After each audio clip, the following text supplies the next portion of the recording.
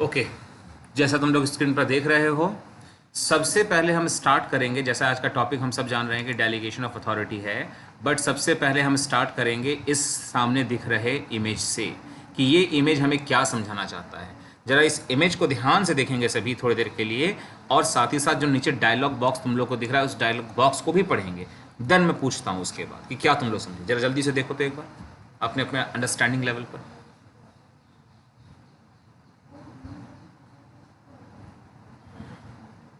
Sir वो person बहुत सारा काम एक साथ कर रहा है, मीन्स अच्छा, कॉल भी अटेंड ये कर रहा है, कुछ कैसे लिख भी साबित रहा हुआ है। कि वो पर्सन एक साथ बहुत सारा काम कर रहा है? ये कैसे समझ में आया? सर उसके पीछे बहुत सारा हाथ है। यस हाँ, सर।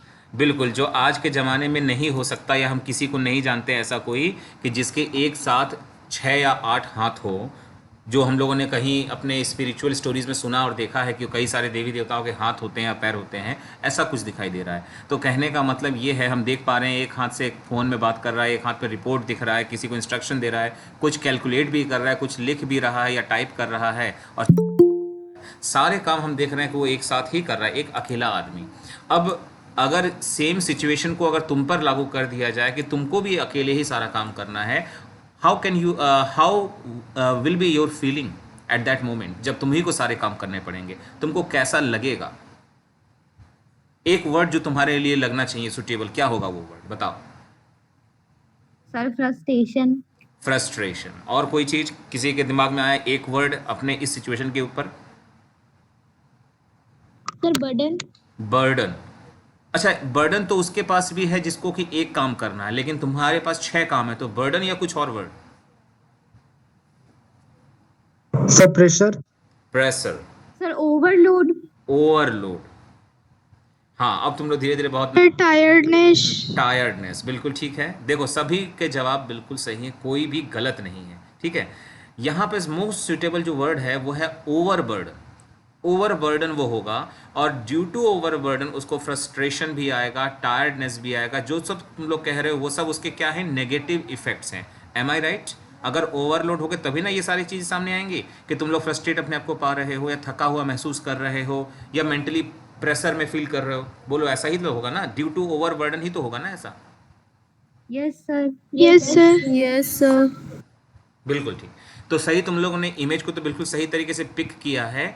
और अब हमको ये भी सोचना है, सिर्फ इमेज को देखकर समझ में क्या आया वो नहीं सोचना, ये भी सोचना है कि आखिर ये इमेज हमारे करंट टॉपिक से रिलेट करके क्यों दिया है, क्यों डेलीगेशन ऑफ अथॉरिटी के नाम पर इस इमेज को चिपका दिया गया है। अब इसको कोई बताना चाहेगा, इमेज का और टॉपिक का क्या कनेक्शन है? सर वो बहुत सारा काम कर रहा है, तो टॉपिक का यही मतलब है कि वो काम को उसको डिस्ट्रीब्यूट कर देना चाहिए, खुद सब काम नहीं करना। सर बाकी सबऑर्डिनेट से। हाँ, अब इसमें मुझे कोई कमी नहीं दिखाई दी है, सुनाई दी है। जो भी अभी बोला गया है बिल्कुल सही बोला गया है। हमारे टॉपिक और हमारे इस पहले पिक्चर के बीच में बिल्कुल यही कनेक्शन है कि हमारा जो इमेज है ये हमारे करंट टॉपिक की मीनिंग को हाईलाइट कर रहा है कि ये किसी भी एक पर्सन के लिए इम्पॉसिबल सी बात हो जाती है, या कैपेसिटी के बाहर की बात हो जाती है कि वो सारे ऑलमोस्ट सारे काम खुद अकेले करे।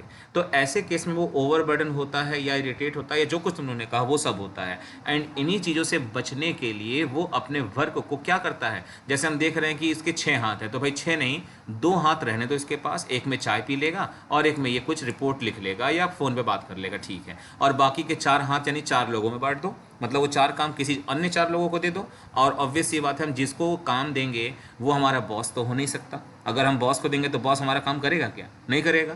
किसको हम काम दे सकते हैं? अगर हम जिस पोस्ट पे कर रहे हैं तो हम उस पोस्ट के भाई हकदार हैं, तो हमारे अंदर भी कुछ लोग काम करते होंगे, हमारे सबॉर्डिनेट्स होंगे, तो इसका मतलब हम अपने सबॉर्डिनेट्स को दे सकते हैं। लेकिन अगर मेरे नीचे कोई सबॉर्डिनेट होगा ही नहीं तो हम किसी को दे सकते हैं? किसी को नहीं। ये जो डेलीगेशन है बेसिकली पोस्ट से ही जुड़ा हुआ है। जो टॉप लेवल के लोग हैं ना, सबसे ऊपर फर्स्ट टीयर पे जो आते हैं, ये लोग अपने टास्क को, अपने वर्क को डेलीगेट करते हैं किसको? बताएगा कोई? ये किसको देते हैं अपने काम को? सर मिडिल लेवल को। बिल्कुल सही जवाब, मिडिल लेवल वालों को। और मिडिल वाले किसको देंगे? सर लोअर लेवल को। लोअर लेवल को, बिल्कुल ठीक। तो इसी अब बात यहीं पे आती है, लोअर लेवल फिर किसको देगा? वो तो किसी को नहीं दे सकता। इसलिए नहीं दे सकता क्योंकि लोअर लेवल के नीचे तो कोई और सबऑर्डिनेट आएंगे ही नहीं। तो यही नहीं होंगी कि ये जो डेलीगेशन का मतलब है वो यही है कि एक सुपीरियर अपने नेक्स्ट सबऑर्डिनेट को अपने वर्क को देता है। लेकिन यही समझना है तुम लोगों को भी कि वर्क को मतलब कौन सा वर्क। अब जैसे हमने इमेज में देखा, इसके पास मान लेते हैं 1 2 3 4 5 5 काम है। चाय पीना कोई खास काम नहीं मानते हैं, 5 काम मानते हैं। 5 काम उसके जिम्मे हैं, लेकिन 5 में से कहते हैं कि एक काम वो अपने पास रखेगा, बाकी 4 को वो दूसरों को करने के लिए कहेगा। तो वो किस काम को खुद अपने पास रखेगा और कौन से काम को दूसरों को देगा, इस पर तुम लोगों को क्या विचार है? सर जो सबसे इम्पोर्टेंट होगा, जिसके लिए ज्यादा लेवल ऑफ थिंकिंग की जरूरत होगा, वो शायद अपने पास रखेगा। बिल्कुल सही। और किसी का कुछ कहना है इस मामले पर? देखो यही बात है, यहीं पर पार्टिसिपेशन बहुत ज़रूरी है। जितना जो पार्टिसिपेट करेगा खुद को अपने उतने ही कॉन्फिडेंस में पाएगा, चाहे सही हो, लेकिन सीखोगे बहुत अच्छे से। खैर जवाब तो एक ही ने दिया, बिल्कुल सही जवाब दिया है। There is no correction required in that answer कि डेफिनेटली वो अपने पोस्ट के अकॉर्डिंग जो सबसे इंपॉर्टेंट टास्क होगा वो अपने जिम्मे रखेगा, जिसमें वो अपने दिमाग को अच्छे से लगा सके। और रेस्ट थोड़े से कम इंपॉर्टेंट जो टास्क है, जो उसको लगते हो कि दूसरा कोई भी करेगा तो मुझे दिक्कत नहीं है, ऐसे काम को वो अपने से जूनियर को दे देता है। यही सारा का सारा कॉन्सेप्ट हमारे किस पॉइंट को मतलब अराइज करता है, तो डेलीगेशन ऑफ अथॉरिटी को। यहीं से शुरुआत होता है इस टॉपिक का। अब जरा डायलॉग बॉक्स में जो लिखा उसको पढ़ते हैं, देखो हम लोग कहाँ तक समझ पाए और कहाँ क्या बातें इसके अंदर लिखी है।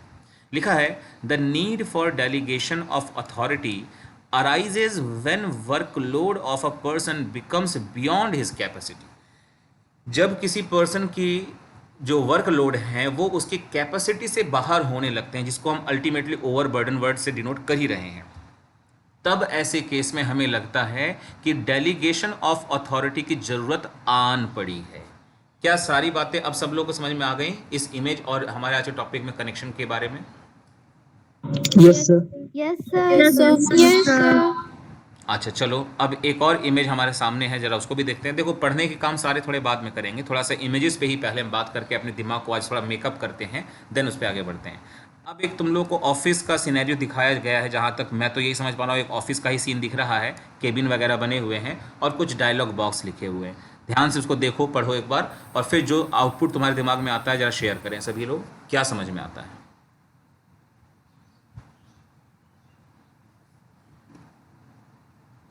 मैं जूम भी कर दे रहा हूँ ताकि दिख ना रहा हो तुम।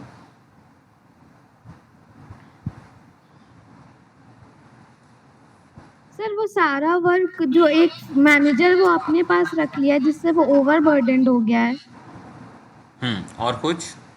और इसलिए वो डिले कर रहा है डिसीजन मेकिंग करने में। बिल्कुल। और किसी को कुछ बोलना है या इतना ही समझ में आया है?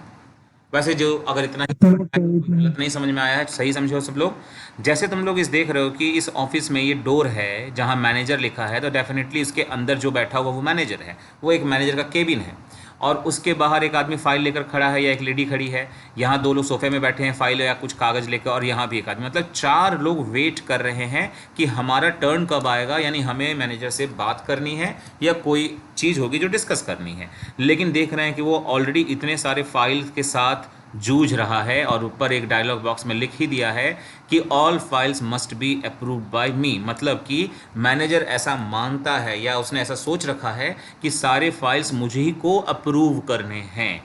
और तब इस सेंस में क्या होने वाला है कि अगर वो डेलीगेशन नहीं करेगा तो इससे इंक्रीज हो जाएगा उसका वर्कलोड, किसका? मैनेजर का। तो ऑब्वियस सी बात है, मैनेजर यहाँ पे सीनियर है तो उसका वर्कलोड इंक्रीज होगा, एंड जो लीड करेगा डिले इन डिसीजन मेकिंग। क्योंकि ये जो 4 लोग यहाँ पर खड़े हैं, कहीं ना कहीं ये 4 लोग किसी न किसी प्रॉब्लम को लेकर सामने आए हैं और मैनेजर को उस पर डिसीजन लेना है। तो जब तक वो अपना काम नहीं खत्म करेगा वो उनके साथ बात नहीं करेगा, और जब बात नहीं होगा तो डिसीजन ले नहीं पाएगा। तो यानी कह सकते हैं कि अगर उसने इसके बजाय ऐसा कुछ किया होता कि ये जो लिखा है डायलॉग में कि सारे फाइल मैं ही चेक करूं, ये चेंज हो जाता और होता कि कुछ 2 ही फाइल लाओ जो मैं चेक करूंगा, जो बहुत इंपॉर्टेंट है, बाकी सारे फाइल हटाओ यहाँ से, दूसरों को दे दो, वो करेंगे। तो ऐसे केस में वो अपने आप को ओवरबर्डन ना महसूस करता और तब गेट को ओपन कर देता, बोलता कि जिसको प्रॉब्लम है आइए मेरे पास और पूछिए, जहाँ पे डाउट है मैं उसको बताऊंगा और क्या डिसीजन है मैं समझाऊंगा।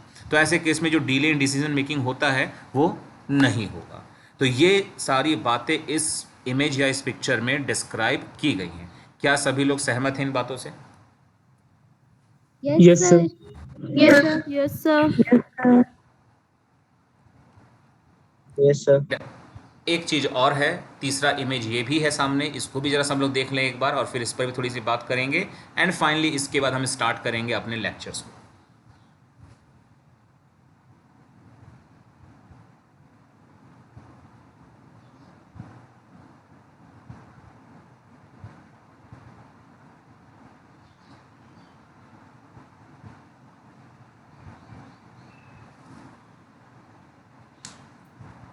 सर इसमें शायद जो सबऑर्डिनेट है वो किसी ऐसे वर्कर को काम कर दे दिया जो शायद गलत रिपोर्ट बना दिया, ओके, और इसके कारण सुपीरियर जो है वो उनसे मतलब गुस्सा है। गुस्सा है, अच्छा ठीक है। और कोई रिस्पॉन्स मतलब और कोई फीडबैक तुम में से किसी का जो समझ में आ रहा है? देखो जिसको जो समझ में आ रहा है दिल खोल कर बताओ, चाहे कितना भी गलत हो। डायलॉग बॉक्स पढ़ो, इमेज देखो, समझो, जो दिमाग में आ रहा है वो बोलो, लेकिन अपनी बातों को तो शेयर करो सो दैट कि मुझे भी पढ़ाना आसान होगा, तुम लोग क्या समझ पा रहे हो ये भी समझ पाऊंगा ना, तो इससे चीज़ें थोड़ी सी ईजी बनेंगी तुम ही लोगों के लिए। चलो जल्दी बताओ, और कुछ है किसी के दिमाग में?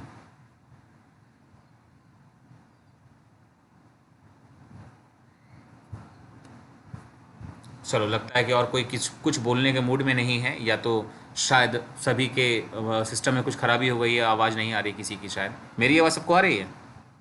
Yes, sir. Yes sir. अच्छा, Yes, इसका मतलब yes, सबके sir. सिस्टम से तो आवाज़ आ रही है, लेकिन हाँ रिस्पॉन्स देते समय सिस्टम खराब हो जा रहा है। कोई बात नहीं, चलो खैर हम पहले इन दोनों लोगों की ही बात करते हैं। ये जो दो लोगों के पोजीशंस को देखें तो इससे इतना तो क्लियर हो जाता है कि जो चेयर पर बैठी हुई है बॉस है और जो सामने खड़ा दिख रहा है वो उसका सबऑर्डिनेट है। इतना तो सब लोग समझ ही गए होंगे कि ये पोजीशन ये साबित करता है कि one is the senior and second one is the subordinate. अब जो इन दोनों के डायलॉग बॉक्स में लिखा है वो क्या लिखा है? पहले जूनियर कहता है कुछ कि madam it is not my fault. Madam ये गलती मेरी नहीं है। जिस गलती को लेकर वो उसको डांट रही है, कुछ बोल रही है, वो गलती पे बोल रहा है मैडम ये मेरी गलती नहीं है। I have delegated this work to my subordinate. मैंने ये काम अपने किसी सबऑर्डिनेट को डेलीगेट किया, और डेलीगेट करना कानूनन अपराध नहीं है, वो तो काम करवाने का तरीका ही होता है। तो डेलीगेट तो वो कर सकता है, उसके लिए उसको कोई टोक नहीं रहा है।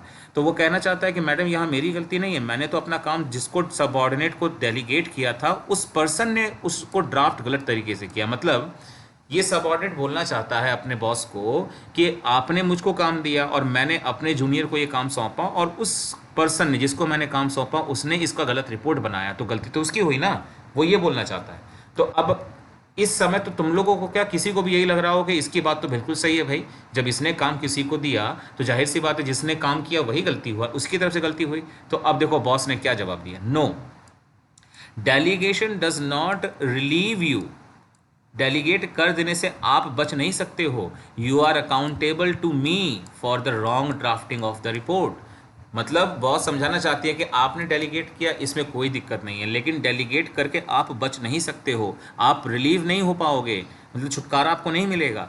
आखिरकार आप ही अकाउंटेबल बनेंगे मुझको। अकाउंटेबल का मतलब जवाब देने वाले पर्सन, मतलब जिसको जवाब देना है किसी चीज़ को लेकर, तो आप ही अकाउंटेबल मुझको होंगे कि क्यों गलत रिपोर्ट बनाया। अगर इसी को मैं एकदम से कॉमन वे में लेके चलूँ तुम्हारे घर तक, तो देखो कितना सिंपल सी बात है।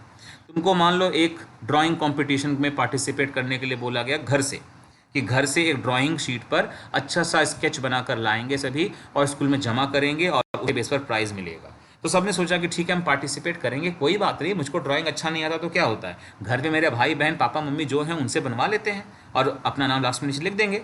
घर के लोग भी खुशी खुशी राजी कि ठीक है भाई हमारे घर में एक प्राइज़ भी आ जाएगा इसी बहाने। ऐसा आमतौर पर हो जाता है। तो ऐसे केस में हुआ ये कि बहुत बेहतरीन तुम्हारा एक बना दिया गया। यही सोचकर जब अगली बार तुमको प्रोजेक्ट असाइनमेंट दिया गया तो तुमने प्रोजेक्ट फाइल को बनाने के लिए भी अपने उसी भाई या बहन को दे दिया। अब भाई वो पिक्चर बनाने में तो ड्राइंग बनाने में वो काम सक्सेसफुल हो गया, लेकिन जब प्रोजेक्ट बनाने की बात आई तो वहाँ सब्जेक्ट से रिलेटेड कुछ चीज़ें थी, और मान लो तुमने सही समझा लेकिन तुम्हारे भाई या बहन ने कॉमर्स क्योंकि नहीं लिया, वो समझ नहीं पाए वर्ड को और उन्हें गलत टाइप कर दिया, गलत लिख दिया या गलत चीज़ें बना दी। और अंत में जब रिपोर्ट सबमिट हुआ यानी फाइल सबमिट हुआ तो तुमको डांट पड़ गई टीचर से। तब तुम यही मुझे बोलोगे क्या कि सर मेरी गलती नहीं है, मैंने तो वो फाइल अपने भाई या बहन को दिया था, तो आप उसको डांटिए। बोलो या कह सकते हो क्या ऐसा? No, sir. No No, sir. sir. नहीं कह सकते। इसका रीज़न यही है कि जब हम अपने भाई या बहन से काम करवाते हैं और उसके बदले प्राइज़ मिलता है, तो वो प्राइज़ भी मैं लेता हूँ। मैं, जिसको मैंने नहीं किया काम को, लेकिन मैं ही प्राइज़ देता हूँ स्टेज पे जाकर। लेकिन जब काम गलत होगा तो वहाँ डांट खाने के लिए कौन जाएगा? मैं जाऊँगा, कोई दूसरा जाएगा? ऑब्वियसली बात है, मैं ही जाऊँगा, क्योंकि मेरे बॉस के लिए जो नेक्स्ट जूनियर है वो मैं ही हूँ। वो मुझको जानता है, जानती है, और मैं जिसको जानता हूँ मैं उसकी कान खींचूंगा। मतलब सबसे पहले डांट मुझको पड़ेगी, मतलब तुमको पड़ेगी। फिर तुम घर जाओगे तो अपने भाई या बहन का कान ऐठोगे कि तुमने ऐसा गलती कर दिया, देखो मुझे आज तुम्हें डांट पड़ गई। यही हम लोग घर पे आम तौर पे करते हैं, और यही चीज़ है हमारे सब्जेक्ट से रिलेटेड टॉपिक का नाम, जो कि है डेलीगेशन। ठीक है, और इसी के लिए लास्ट में देखो कंक्लूजन क्या बता दिया है कि manager remains accountable even after delegation of work. Work को डेलीगेट करने के बावजूद आखिरकार उस वर्क के लिए अकाउंटेबल कौन होगा? वो मैनेजर ही होगा। क्या अभी सबको इस पिक्चर के सीन समझ में आ गए? Yes, sir. Yes sir. Yes sir. Yes, sir. Yes, sir. और एट लास्ट एक इमेज और है जो मैंने थोड़ी देर पहले देखा था, मुझे दिखा एक और भी इमेज है। इस इमेज को भी थोड़ा हम देखते हैं। इसमें ज़्यादा कुछ नहीं है तो मैं खुद ही बता दे रहा हूँ। यहाँ पर एक बहुत सीनियर, क्योंकि पिक्चर के अकॉर्डिंग बहुत एजेड आदमी दिखाए गए हैं, और एक सामने एक और हैं। प्रोजेक्ट हैंड ओवर किया जा रहा है। क्या लिखा है? You are accountable for the implementation of this project. मतलब उम्मीद करते हैं कि ये पर्सन इनको एक प्रोजेक्ट हैंड ओवर कर रहे हैं, और साथ साथ ये कहते हुए दे रहे हैं कि आप इसके लिए जिम्मेदार होंगे, इसके इम्प्लीमेंटेशन के लिए। तो ऑब्वियसली बात है, बॉस ने काम इसको दिया इसे, है ना। तो यहाँ पे लिखा है creation of accountability for performance. काम को पूरा करने के लिए आपको अकाउंटेबल बनाया जाता है ताकि आप काम पूरा करें। अगर आपको अकाउंटेबल ही नहीं बनाया जाएगा तो आप तो बहुत ज़्यादा लापरवाह हो जाओगे। आपको तो यही लगेगा ना कि भाई काम अच्छा हो या बुरा हो, क्या फ़र्क पड़ता है, किसी और को करना है, किसी और को झेलना है, तो तुम अपने आप से बच जाओगे। इसीलिए ऐसा नहीं है।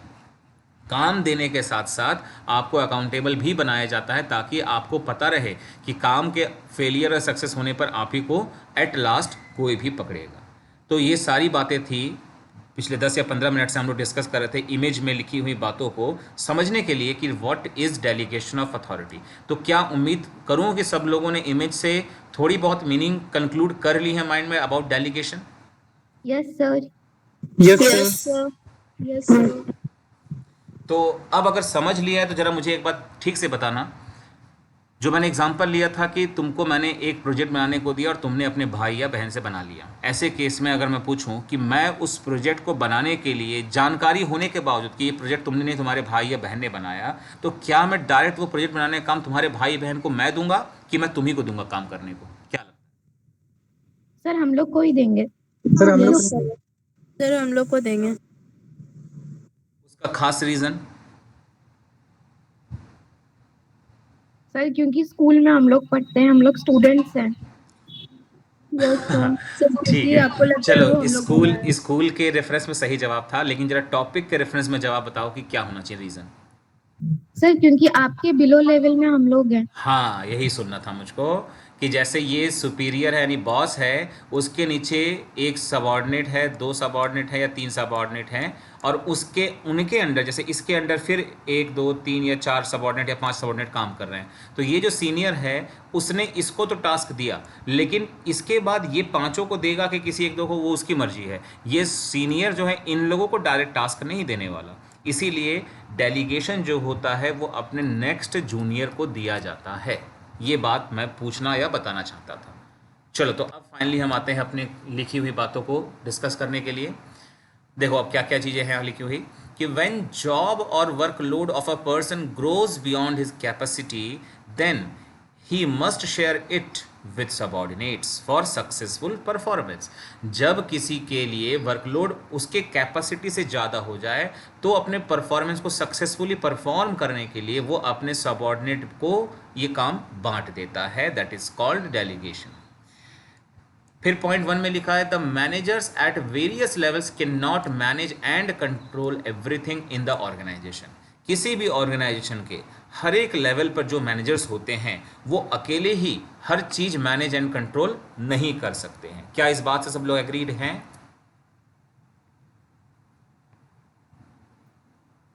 Yes sir. Yes, sir. Yes, Yes, sir. sir. Yes sir. Okay, second point में भी कुछ लिखा है कि so if he desires to meet the organisational goal, यहां ही मतलब कौन है? मैनेजर। मैनेजर या सुपीरियर, बिल्कुल सही जवाब। कि जो सुपीरियर है अगर वो चाहता है कि जो ऑर्गेनाइजेशन का गोल है वो पूरा हो सके, मीट मतलब पूरा होना है, focus on the objectives and ensure that all works is accomplished, he must share his workload with subordinates. अगर वो चाहता है कि वो फोकस कर सके ऑब्जेक्टिव्स और ये इंश्योर करे कि सारा काम ठीक से कंप्लीट हो रहा है कि नहीं, यानी कुल मिलाकर ऑर्गेनाइजेशनल गोल अचीव हो रहा है कि नहीं, तो बहुत ज़रूरी है कि वो अपने काम को अपने सबऑर्डिनेट के साथ शेयर करे, और यही शेयर करना ही है हमारा डेलीगेशन ऑफ अथॉरिटी। तीसरा आता है this process of sharing work with subordinate is done through delegation of authority. और ये जो वर्क को अपने सबऑर्डिनेट्स में बांटा जाता है और ये जिसके माध्यम से, जिसके मदद से किया जाता है, इसी को हम कहते हैं डेलीगेशन ऑफ अथॉरिटी। चलो, तो मीनिंग वाली बात तो यहाँ ख़त्म हो जाती है इस इमेज के फॉर्म में, यहाँ पे लिखा था सब कुछ। अब कुछ स्पेसिफिक वे में लिखा, उसमें देखो क्या लिखा है। यही सारी बात देखो, जो इतनी सारी बात हमने पढ़ी ना अभी, इसी को समराइज्ड वे में स्पेसिफिकली यहाँ लिखा है इन 2 या 3 लाइन में कि delegation is the transfer of authority from superior to subordinate. देखो इस फ्लो को ध्यान देना है, from superior to subordinate, entrustment of responsibility and creation of accountability. अगर तुम लोग को याद हो तो तीसरे पेज पर यहाँ पर ये दिखाया था, क्रिएशन ऑफ परफॉर्मेंस या क्रिएशन ऑफ अकाउंटेबिलिटी, ये दिखाया गया है। तो यही यहाँ पे बोल रहे हैं कि डेलीगेशन का मतलब ट्रांसफर ऑफ अथॉरिटी से है, सुपीरियर से सबऑर्डिनेट की तरफ मतलब downward movement, entrusting the responsibilities and creation of accountability for performance. सारी बातें आ गई कि नहीं? सबको समझ में आ गया ये meaning? Yes sir. Yes sir. Yes sir. चलो, तो अब 2 डेफिनेशन में से मैंने नीचे वाले डेफिनेशन को चुना है तुम लोगों की इजी अंडरस्टैंडिंग, और जिसमें कहें तो ज़्यादातर बातें अच्छी लिखी हैं तुम लोगों के समझ के लिए, वो मैंने चुना था। Delegation of authority merely means the granting of authority to subordinates to operate within prescribed limits। देखो इस डेफिनेशन में एक चीज़ जो बोला गया वो ये कि डेलीगेशन ऑफ अथॉरिटी का बस इतना ही मतलब निकाला जाना चाहिए कि ग्रांटिंग ऑफ अथॉरिटी, लेकिन ये ध्यान रखना है कि to operate within prescribed limit, जो आपको लिमिट्स बताए गए, मतलब जो आपकी बाउंड्री है, इन द सेंस ऑफ कि आप इससे बियॉन्ड कुछ नहीं करेंगे या इसके बियॉन्ड आप कोई डिसीजन नहीं लेंगे, तो उससे ज़्यादा आप नहीं जाएंगे डिसीजन मेकिंग के समय, ठीक है, वर्क को कंप्लीट करते समय। ये बात भी इसमें जोड़ी गई, यानी इसमें सिर्फ इतना नहीं बताया कि और डेलीगेशन ऑफ अथॉरिटी का मतलब काम को शेयर करने से है, बल्कि ये भी बताया कि उस लिमिट को भी डिफाइन करने से है कि क्या लिमिट है आपके वर्क को करते समय। ये डेफिनेशन मुझे ज़्यादा सुटेबल लगी है, बाकी तुम लोग की चॉइस है, तुम लोग कोई भी डेफिनेशन ऑप्ट कर सकते हो एग्जाम के लिए ना। अब और कुछ बातें सामने पॉइंट वाइज लिखी हैं। पहला, it is downward transfer of authority from superior to subordinate, क्योंकि अगर हम देखते हैं तो ये टॉप लेवल सबसे पहले आया, फिर मिडिल लेवल और लास्ट में आता है लोअर लेवल। तो ऑब्वियस सी बात है डेलीगेशन ऐसे नहीं होता कि लोअर से मिडिल में गया काम और फिर यहाँ से गया टॉप पर, ऐसे नहीं होता, बल्कि होता क्या है, टॉप लेवल का अधिकारी जो होता है मिडिल लेवल को काम सौंपता है और मिडिल लेवल का अधिकारी उसी अकॉर्डिंग उसको सबऑर्डिनेट्स को यानी कि लोअर लेवल को ट्रांसफर करता है। तो इससे हम ये कह सकते हैं कि जो डेलीगेशन हमारा होता है वो डाउनवर्ड मूवमेंट होता है, जो कि कहाँ से कहाँ होता है, सुपीरियर से सबऑर्डिनेट के तरफ होता है। देखो अब पढ़ने में कितना इजी लग रहा है, लेकिन ये बात याद रखना है सभी को कि डेलीगेशन का फ्लो होता है किस तरफ, अपवर्ड से डाउनवर्ड, सॉरी मतलब टॉप से बॉटम, यानी सुपीरियर से सबऑर्डिनेट, यानी कुल मिलाकर डाउनवर्ड मूवमेंट ऑफ अथॉरिटी होता है।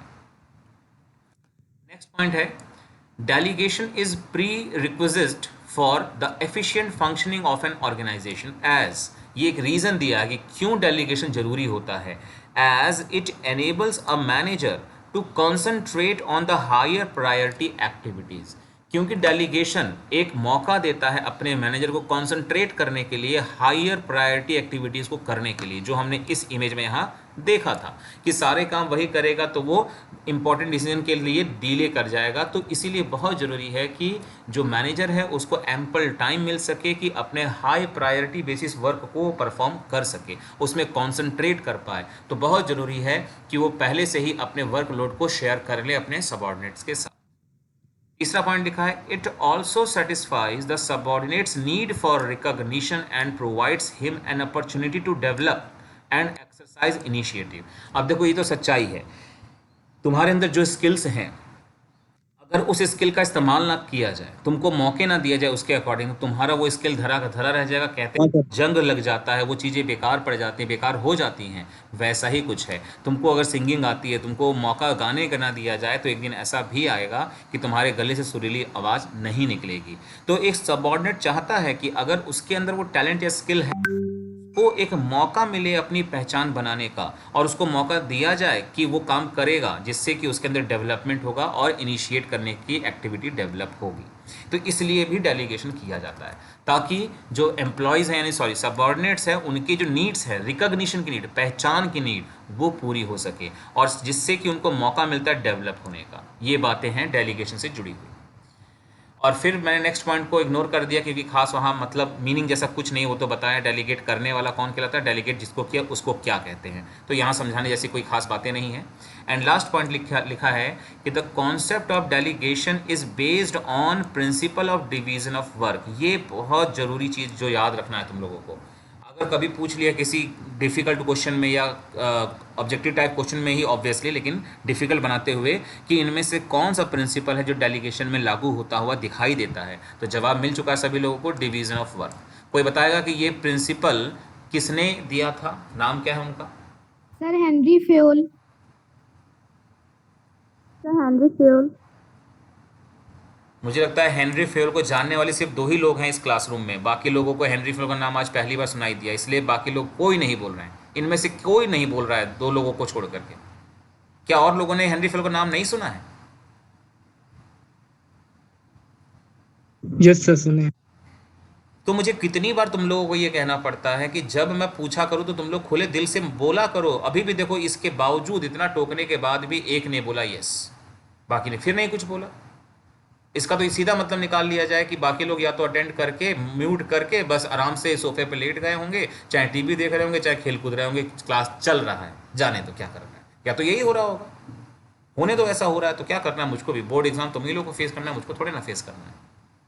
अजीब हाल है, मतलब इतना बोलने के बाद तुम लोग में इनिशिएटिव नहीं आता। अगर टीचर्स बोल रहे हैं कि जवाब दो तो जवाब देना चाहिए तुम लोगों को। गलत सही तो बात की बात है।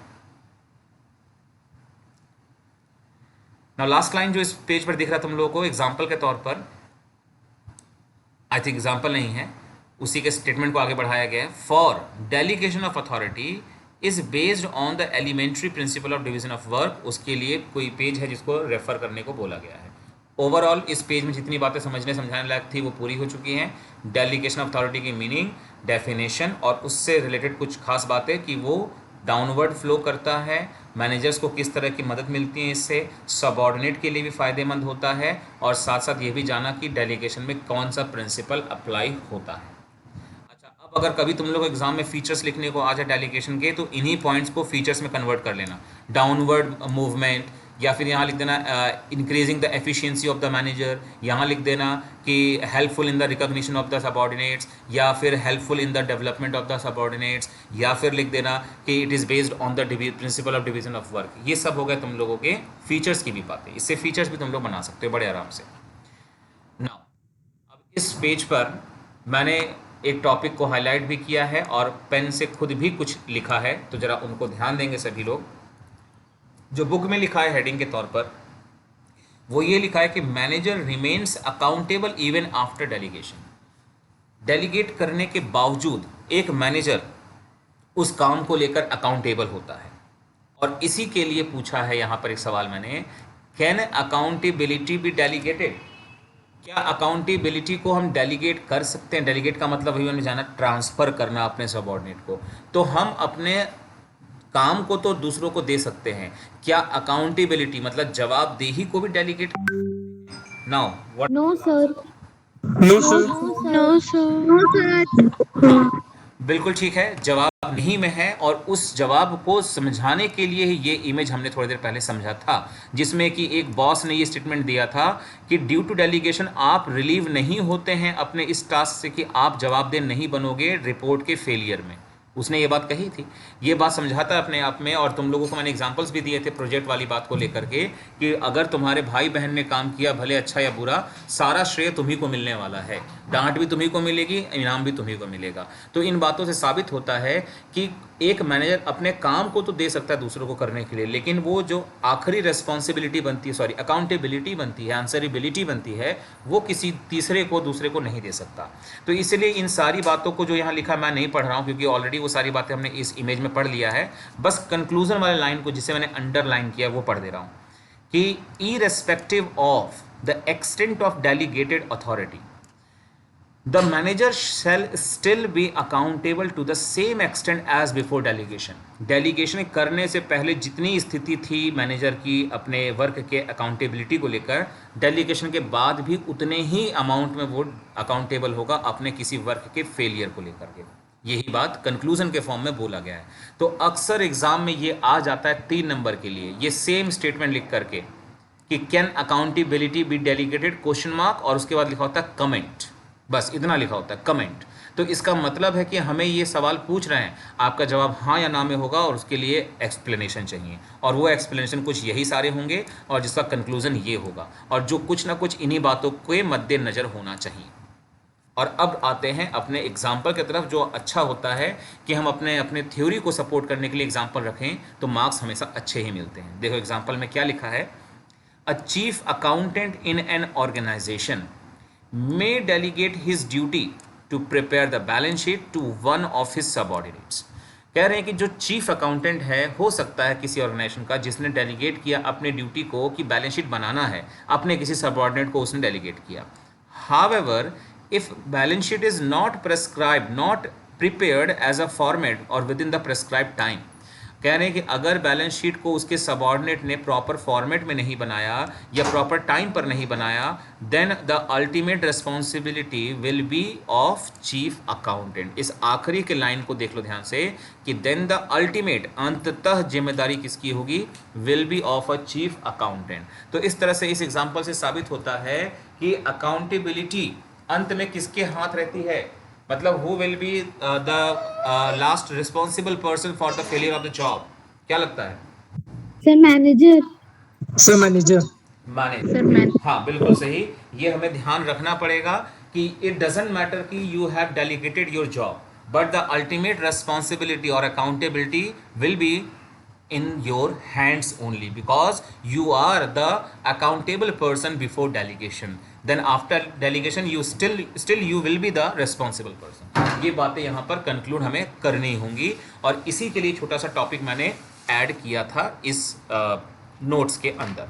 ठीक है, सभी लोगों को यहाँ तक ये सारी बातें क्लियर है, मतलब इन 2 पेजेस में जो भी हमने अब तक पढ़ा। Yes sir. Yes, sir. Yes sir. Yes, sir. Okay तो अब जैसा तुम लोग देख रहे हो कि इसी पेज नंबर 2 के सेकेंड हाफ में या बॉटम पार्ट में टॉपिक नया है, उसका नाम है एलिमेंट्स और प्रोसेस ऑफ डेलीगेशन। डेलीगेशन का प्रोसेस या एलिमेंट क्या है, तो पहले मैं बता देता हूं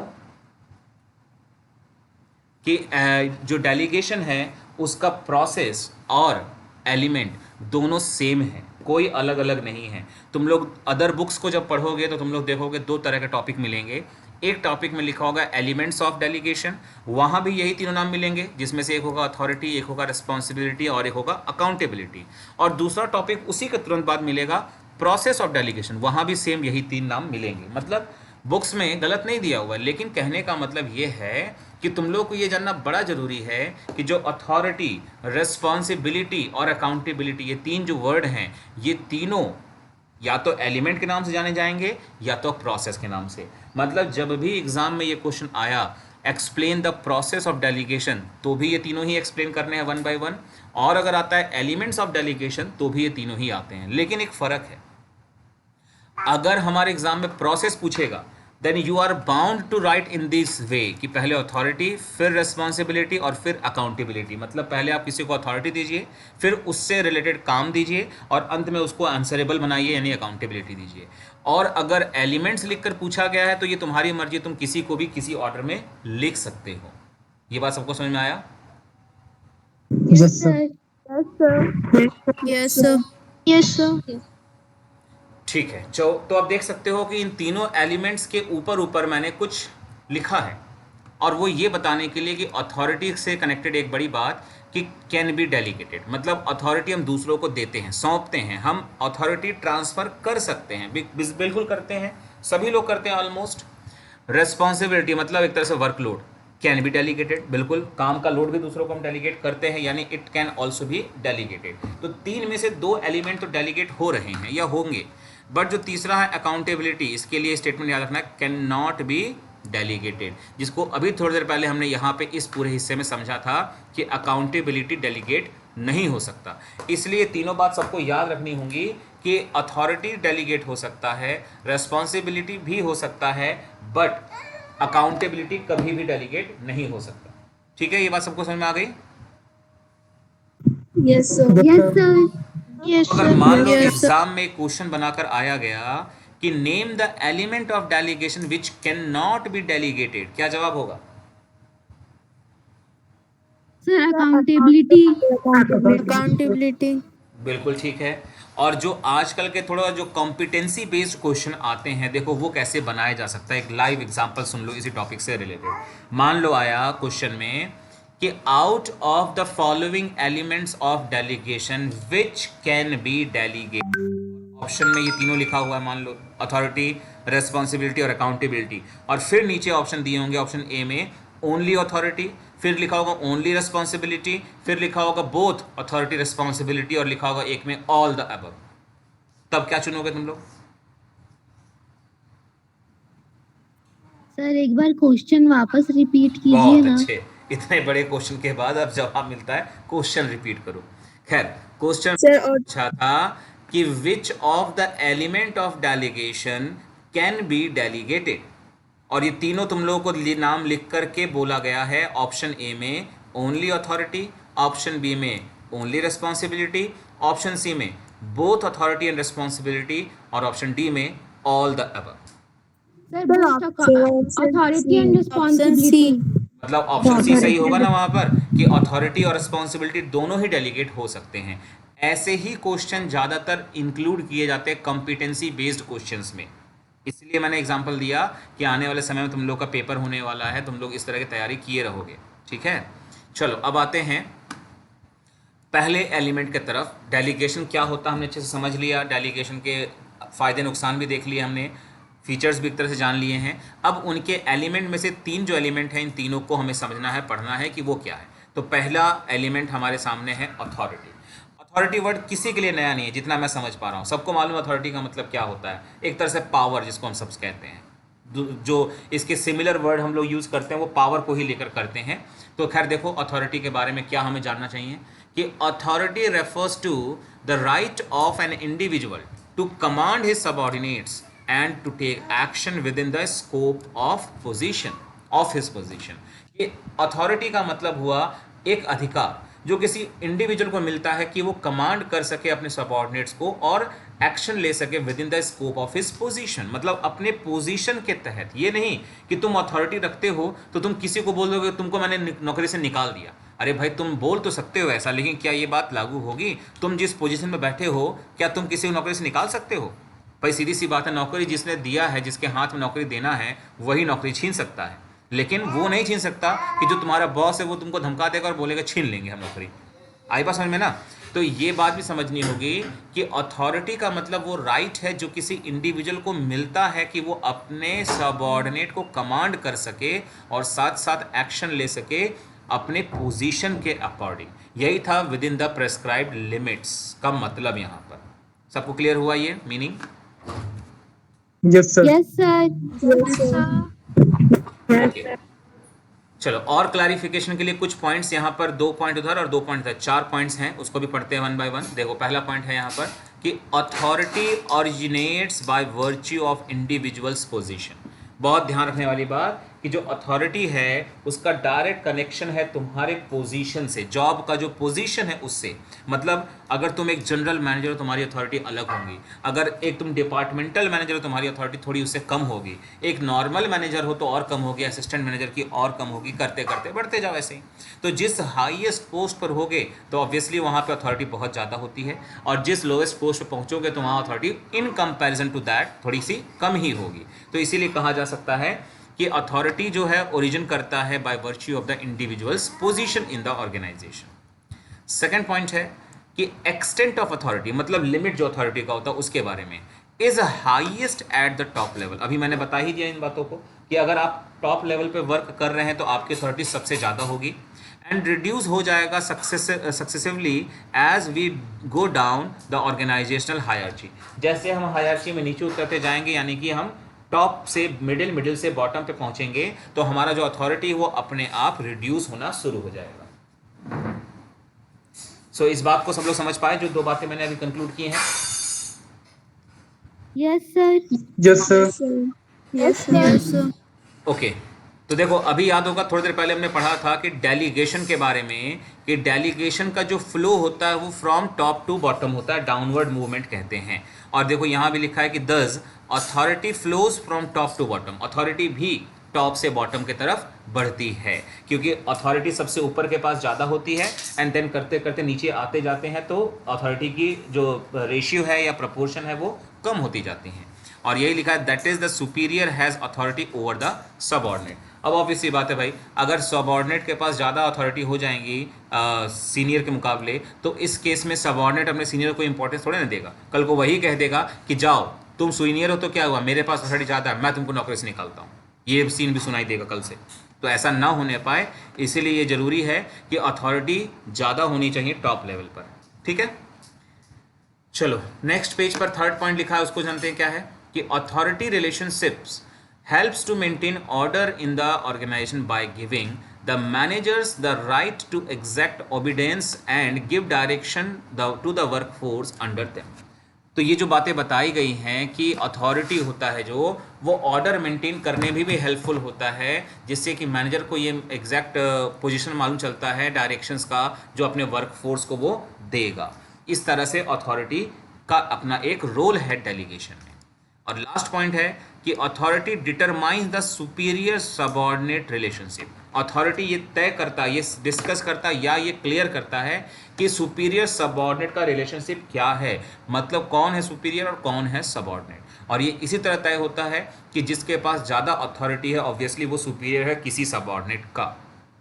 तो लिखा है आगे कि where subordinate has the executive the orders of superiors, the extent to which a superior can exact compliance also depends on the personality of the superior। अब ये तो खैर इंडिविजुअल लेवल की बात आ गई, मेन मुद्दा जो समझने समझाने के लिए था वो इस पहले लाइन में ही था।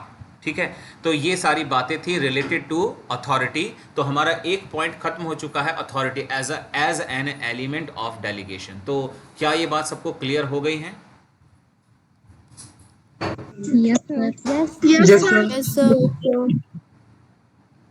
ओके अब हम बढ़ते हैं अपने नेक्स्ट एलिमेंट की तरफ जो कि है रेस्पॉन्सिबिलिटी।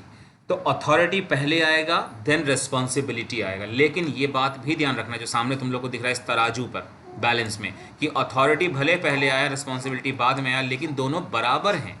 क्या इस तरह की चीज़ हमने कहीं और पढ़ी थी किसी और चैप्टर में? इस इमेज को देखा था हमने कहीं पर? Yes sir, principles of management में। बिल्कुल सही। Yes, sir. और मैंने देखो लिखा भी है application of the principle of Fayol, जिसका नाम है अथॉरिटी एंड रेस्पॉन्सिबिलिटी। इसी नाम से हमने एक प्रिंसिपल पढ़ा था out of the 14 principles given by Henry Fayol. अब रेस्पॉन्सिबिलिटी के रिगार्ड में क्या बातें लिखी हैं जरा उसको पढ़ लेते हैं। तो उसमें लिखा है,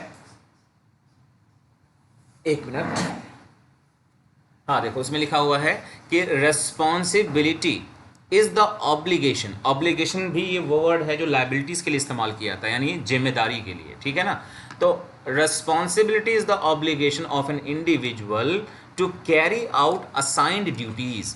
कह रहे हैं रेस्पॉन्सिबिलिटी का मतलब क्या है, वो ऑब्लिगेशन है जो किसी इंडिविजुअल को दिए जाते हैं किसी काम को पूरा करने के लिए। तो बहुत शॉर्ट मीनिंग है एंड बिल्कुल सही भी लिखा हुआ है। पहला पॉइंट अंडर दैट कि it originates from the superior subordinate relationship. ये सुपीरियर सबऑर्डिनेट के रिलेशनशिप से तय होता है या उत्पन्न होता है। As subordinate is bound to perform the duty assigned to him by the superior. अब ये तो क्लियर सी बात है ना। तुमसे कोई तुम्हारा दोस्त आके बोले अरे तुम ये काम नहीं कर रहे हो, मुझको तो बोला है काम करने के लिए, तो तुम्हारा जवाब होगा कि अरे तुम्हारे बॉस ने तुमसे ये काम करने को बोला तो तुम करो ना, मुझको थोड़े ना बोला है, मैं क्यों करूं। और ये बिल्कुल सही तरीका है काम करने का, ऐसा ही है। जो काम आपको दिया जाए वही आप काम करिए, अननेसेसरी काम करके अपने आप को ओवरबर्डन मत करिए और ना दूसरों में इंटरफेयर करिए। तो यही कह रहे हैं कि जो रेस्पॉन्सिबिलिटी है वो सुपीरियर सबऑर्डिनेट के रिलेशनशिप से ही ओरिजिनेट होता है, जिसके अंदर एक सबऑर्डिनेट बाउंड होता है कि वो परफॉर्म करे अपनी ड्यूटीज़ को, जो कि उसको असाइन करता है उसका सुपीरियर। ये हो गई अब तक की दो बातें। एंड तीसरी बात जो लिखी गई है वो ये है कि नहीं, अभी तो पहली ही बात हमने पढ़ी है। दूसरी बात ये है कि responsibilities flow upward as every subordinate is responsible to his superior. तो on the contrary of authority, जैसे अथॉरिटी में हमने पढ़ा था कि अथॉरिटी डाउनवर्ड फ्लो करता है, टॉप से नीचे बॉटम पे आता है, लेकिन इसमें बताया गया है रेस्पॉन्सिबिलिटी क्या करता है, अपवर्ड फ्लो करता है, मतलब नीचे से ऊपर जाता है। रेस्पॉन्सिबिलिटी नीचे से ऊपर जाता है। क्यों जाता है? क्योंकि भाई देखो, ये पर्सन अपने काम के लिए रिस्पॉन्सिबल है और जवाब किसको देगा? इसको देगा, अपने सीनियर को। ऐसे ही ये पर्सन भी रिस्पॉन्सिबल है अपने नेक्स्ट सुपीरियर को। तो बस वही बात मानते हुए हम ये कह सकते हैं कि रिस्पॉन्सिबिलिटी का फ्लो अपवर्ड होता है as every subordinate is responsible to his superior.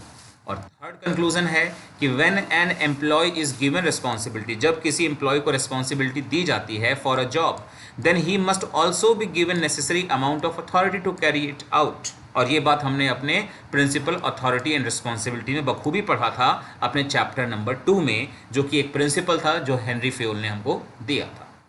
तो अब क्या दोबारा से मैं इस अथॉरिटी एंड रिस्पॉन्सिबिलिटीज नाम के प्रिंसिपल के बारे में जो ये लिखा है पढ़कर बताऊं? ये तुम लोग को याद है सारी बातें? सर याद है। चलो, तो अगर याद है तो एक बात मुझे बताओ, अगर तुमने किसी पर्सन को रेस्पॉन्सिबिलिटी दिया, काम दिया, लेकिन अथॉरिटी नहीं दिया, तो क्या तुम उसको उस काम के लिए रिस्पॉन्सिबल ठहरा सकते हो? No sir. No sir. बिल्कुल ठीक। और अगर ऐसी सिचुएशन तुम्हारे सामने दिखाई देती है कि किसी के पास अथॉरिटी तो है लेकिन रिस्पॉन्सिबिलिटी वाला हिस्सा खाली है, जीरो है, तो क्या ये सिचुएशन भी ठीक है? No sir. No sir.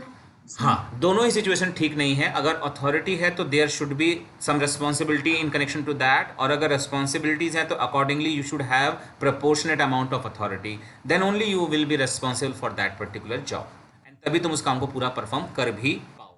ठीक है, तो इस तरह से अब तक हमने अपने डेलीगेशन से रिलेटेड 2 एलिमेंट्स को डिस्कस कर लिया है, जिसमें से पहला था अथॉरिटी एंड दूसरा है रिस्पॉन्सिबिलिटी।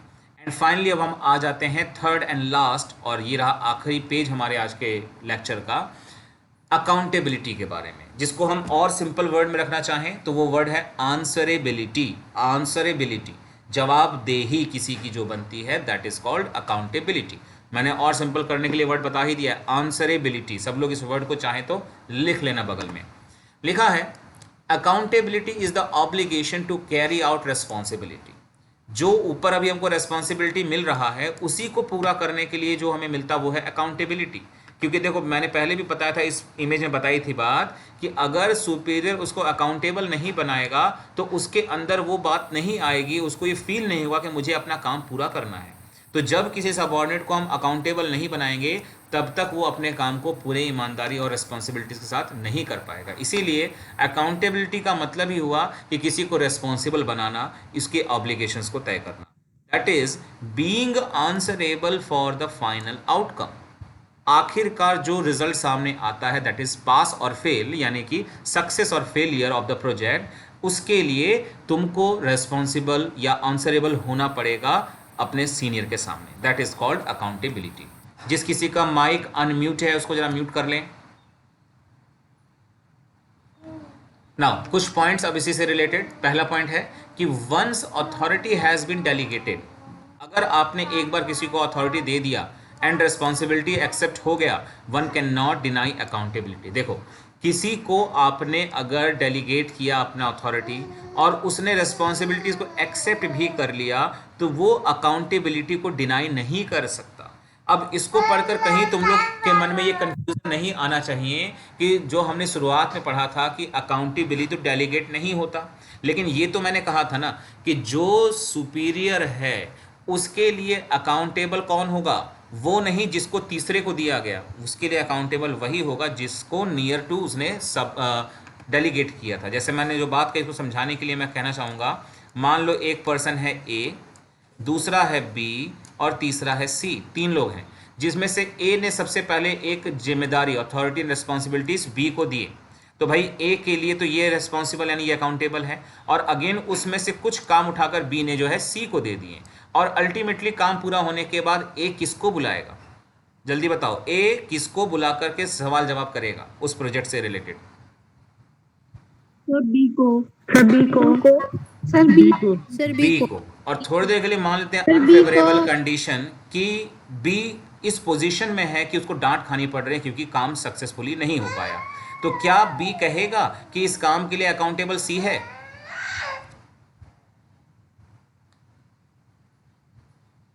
क्या नो सर, कहेगा ए से? नहीं कहेगा। नो हाँ, सर। लेकिन बी के लिए अकाउंटेबल तो सी होगा कि नहीं, ये भी बताओ, क्या बी के लिए सी अकाउंटेबल होगा कि नहीं? Yes sir, sir yes sir. हाँ, मतलब बी के लिए तो सी अकाउंटेबल होगा, लेकिन ओरिजिनली जहां से वर्क डेलीगेट हुआ उसको आंसरेबल कौन होगा, तो जो नियरेस्ट सबऑर्डिनेट उसका था, जैसे कि बी। यही बात लिखी गई है पॉइंट फर्स्ट में। तो इसीलिए मैंने कहा कि कहीं कोई इस बात को पढ़कर इससे रिलेट करके कहीं कोई मिसकॉन्सेप्शन ना बना ले कि यहाँ तो लिखा था कि accountability can not be delegated और अब आप कह रहे हैं कि वो भी डेलीगेट हो गया। तो ऐसा बिल्कुल नहीं कहा गया है, यहाँ कुछ और कहा गया जो मैंने अभी समझाया। दूसरा point, it can not be delegated. देखो क्लियर स्टेटमेंट फिर आ गया कि accountability can not be delegated and flow upwards, ये भी अपवर्ड्स ही जाता है। जो 3 वर्ड है अथॉरिटी, रिस्पॉन्सिबिलिटीज और अकाउंटेबिलिटी, अथॉरिटी डाउनवर्ड मूवमेंट करता है, रिस्पॉन्सिबिलिटी अपवर्ड और अकाउंटेबिलिटी भी अपवर्ड, क्योंकि अथॉरिटी को ग्रांट करेगा एक सुपीरियर अपने सबऑर्डिनेट को, रेस्पॉन्सिबिलिटी के तौर पर रेस्पॉन्सिबल होगा एक सबऑर्डिनेट अपने सुपीरियर के लिए, और अकाउंटेबिलिटी के लिए आंसर देगा एक सबऑर्डिनेट अपने सुपीरियर को। तो इन दिस वे हम कह सकते हैं कि अथॉरिटी डाउनवर्ड होता है फ्लो, रिस्पॉन्सिबिलिटी अपवर्ड होता है, और इवन अकाउंटेबिलिटी भी अपवर्ड ही होता है। आगे उसको जस्टिफाई किया है, that is a subordinate is accountable to superior. Next point इसके अंदर बताया गया है, ये जो जितने भी पॉइंट्स हम लोग को दिख रहे हैं ना, कई बार ऐसी बातों को बुक्स में पैराग्राफ के फॉर्म में लिख कर दे दिया जाता है। जैसे देखो मैं तुम लोग को दिखाना चाहूँगा ये वाली बात, ये देखो, ये इतनी सारी बातें पैराग्राफ में लिखी गई है। मान लो हर एक लाइन बड़ा ही कीमती है, बहुत ही अच्छा लिखा है, लेकिन पढ़ने का मन नहीं कर रहा, ना तुमको ना मुझको ना किसी को करेगा। लेकिन अगर इतनी ही बातों को मैं कहूँ कि यहाँ से लेकर के शुरुआत के 2-3 लाइन को मिलाकर एक पॉइंट बना दो, एक पैराग्राफ बना दो, फिर पैराग्राफ चेंज करो, फिर वहाँ से लेकर यहाँ तक की बातों को लिखकर दूसरा पैराग्राफ बनाओ, फिर पॉइंट नंबर 3 लगाकर यहाँ से लेकर यहाँ तक बना दो, और पॉइंट नंबर 4 में ये लिख दो। यानी यही सारी बातें हूबहू लिख दो, लेकिन 4 पॉइंट्स बनाकर लिख दो, और पॉइंट्स में कोई हेडिंग मत लगाओ। तो ज़्यादा अच्छा कौन सा लग रहा है, ऐसे लिखना कि पॉइंट वाइज लिखना? Sir point sir point wise. यही सजेशन इस बुक से तुम लोगों को या इन बातों से दिखाई दे रहा है कि जैसे अकाउंटेबिलिटी के बारे में आया, मान लो एग्जाम में आया कि explain the element of delegation accountability, सिर्फ अकाउंटेबिलिटी एक्सप्लेन करना है 3 नंबर के लिए, तो ऑब्वियस सी बात है 3 नंबर के लिए सिर्फ एक लाइन तो हमारे लिए काफ़ी नहीं ना है कि हम ये एक लाइन बना लिख दें, और इतना भी पॉसिबल नहीं कि हम इस ड्राइंग को बना कर दिखा दें, भाई इतना तो हमारे पास फुर्सत नहीं होगा, तो हम एक लाइन को लिखकर 3 नंबर नहीं पा सकते। तो इतनी सारी बातों को अगर हम उसी पैराग्राफ में लिख देंगे, तो जैसे हम उस पैराग्राफ को देखकर बोर हो रहे हैं, जैसे ये पैराग्राफ देखकर हम बोर हो रहे हैं, तो वो टीचर भी तो बोर होगा ना उसको पढ़ते हुए, वो नहीं पढ़ना चाहेगा, और ऐसे केस में नंबर थोड़े से खराब दे ही देगा वो। तो ज़्यादा अच्छा क्या है, उतनी ही बातों को लिखो, वैसे ही तरीका लिखने का बदल दो, बातों को पैराग्राफ में ना करके अलग अलग पॉइंट्स बना दो, पॉइंट 1, पॉइंट 2, पॉइंट 3 लिख दो। इस तरह से वो टीचर भी पढ़ने को थोड़ा सा इंटरेस्टेड होगा कि अच्छा पॉइंट 1 में उसने ये बताया है, ओके, पॉइंट 2 में उसने ये बताया कि अपवर्ड फ्लो होता है, बिल्कुल ठीक है, पॉइंट 3 में उसने ये बताया है कि अकाउंटेबिलिटी डेलीगेट नहीं होता या ऐसा या वैसा, इस तरह से उसको पढ़ने में इंटरेस्ट क्रिएट होगा। इसीलिए तुम लोगों को सजेस्ट करना चाहता हूं कि आंसर को लिखते समय अगर हेडिंग अवेलेबल है तो हेडिंग से लिखो, नहीं अवेलेबल है तो ऐसे पॉइंट्स में बना कर लिखो, लेकिन पैसेज जैसा मत लिखो, पैराग्राफ मत लिखो, एज ए राइटिंग मत करो उसको, ठीक है। चलो थर्ड पॉइंट पे आ गए हम। Even after delegation of authority, superior is accountable if the subordinate fails to perform the delegated work. आज भी बता रहा हूँ तुम लोगों को, हमारे हेड ऑफिस से जब आता है कोई काम तो हमारे प्रिंसिपल सर उसको करने के लिए हम लोग को चुनते हैं कि चलो आपको करना है।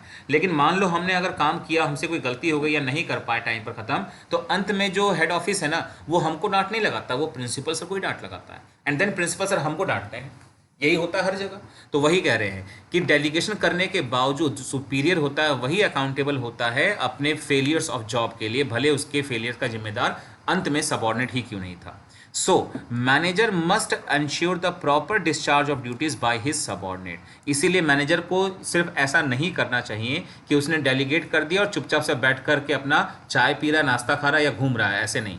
उसको डेलीगेट करने के बाद कंटिन्यूअस वॉच करना चाहिए डेली बेसिस पर टाइमली कि वो जो सबऑर्डिनेट है वो उसके काम को ठीक तरीके से कर रहा है कि नहीं कर रहा है, क्योंकि अल्टीमेटली जो जवाबदेही बनेगी, अकाउंटेबिलिटी बनेगी या आंसरेबिलिटी, वो तुम्हारी ही बनेगी। And the final point, it is generally enforce through regular feedback. यानी जो अकाउंटेबिलिटी है इसको आम तौर पर रेगुलर फीडबैक के मदद से किया जाता है। द एक्सटेंट ऑफ वर्क अकम्प्लीज्ड, मतलब कि ये नहीं कि तुमको बोल दिया कि देखो हम 2 महीने का तुमको समय दे रहे हैं, प्रोजेक्ट बन जाना चाहिए, और अगर मैं ऐसा करूँ ना कि सीधे 2 महीने बाद तुमसे पूछूं कि प्रोजेक्ट बन गया और तुम कहोगे नहीं सर, तो वो 2 महीने तो बीत ही जाएगा और अब मैं कुछ कर भी नहीं पाऊंगा। इसलिए ज़रूरी ये नहीं कि 2 महीने के बाद ही देखे जाए, 2 महीने का समय भले दिया हो, लेकिन वीकली एटलीस्ट एक बार पूछता रहा जाना चाहिए कि काम तुम लोग का चल रहा है कि नहीं प्रोजेक्ट वाला, या फिर शुरू किया कि नहीं, और अगर किया तो किस तरह की दिक्कत आ रही हैं, ताकि हम उसमें हेल्प कर सकें और तुम्हारा काम 2 महीने में ख़त्म भी हो जाए। यही बातें बताना चाहते हैं कि रेगुलर फीडबैक लेना चाहिए अपने काम के कंप्लीशन को लेकर। The subordinate is expected to explain the consequences of his action और ओमिशंस। कुछ चीज़ें जो वो करना भूल गया या जो अपने उसने एक्शंस लिए हैं, उन सभी के एक्सप्लेनेशन के लिए वो आंसरेबल होता है कॉन्सिक्वेंसेज को लेकर के। ये सारी बातें अकाउंटेबिलिटी को लेकर बताई गई हैं, और बाकी बुक में इस चीज़ को तुम लोग रेफर कर सकते हो कि authority can be delegated but accountability can not. इसके लिए हॉट्स रेफरेंस जो बुक का है उसको रेफ़र करो और इसके बारे में तुम लोग को वहाँ पे एक्सप्लेनेशन मिल जाएंगे। तो मेरे तरफ से तो मैंने सारी बातें एग्जैक्टली क्लियर कर दी हैं, एक्सप्लेन कर दिया है, जितना डिटेल में मुझे ले जाना चाहिए था मेरे हिसाब से सफिशिएंट एक्सप्लेनेशन मैंने दिए हैं। Now what is your feedback? क्या तुम लोगों को सब कुछ समझ में आ गया? Yes sir. Yes, sir.